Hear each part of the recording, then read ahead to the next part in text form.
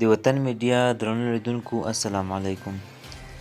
د متحده ایالاتو لوی درستیز مارک میلي اندېښنه څرګنده کړې ده چې د افغانستان د نړیوالو ځواکونو تر وتلو وروسته ښایي یوه کورنۍ جګړې ته داخل شي. دا په داسې حال کې ده چې طالبان اوس قدرت ته رسېدلي. دوستانو ویډیو تر پای وګورئ. که چېرته مو چینل نه وي سبسکرایب کړی چینل هم درسره سبسکرایب کړئ.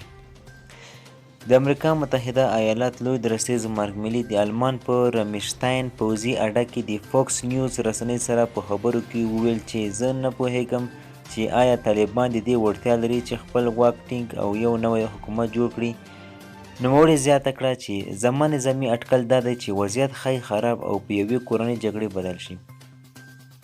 میلي خبرداری هم ورکړ چې دغسې یو حالت ښایي دا نتیجه ولري چې تروریستي ډلې د قدرت له خلا څخه ګټه واخلي. د هغه په خبره ښایي القاعده بیرته تشکیل پیدا کړي. د اسلامي دولت نومي ډلې جنګیالي خپل نفوذ وغځوي یا ډېر شمېر تروریستي ډلې په افغانستان کې رامنځته شي.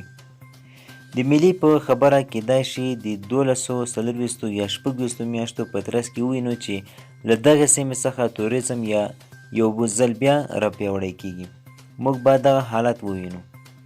د وروستیو امریکایي سرتیرو په وتلو سره د افغانستان پوځي ماموریت تر کابو 20 کلونو وروسته پای ته رسېدلی و.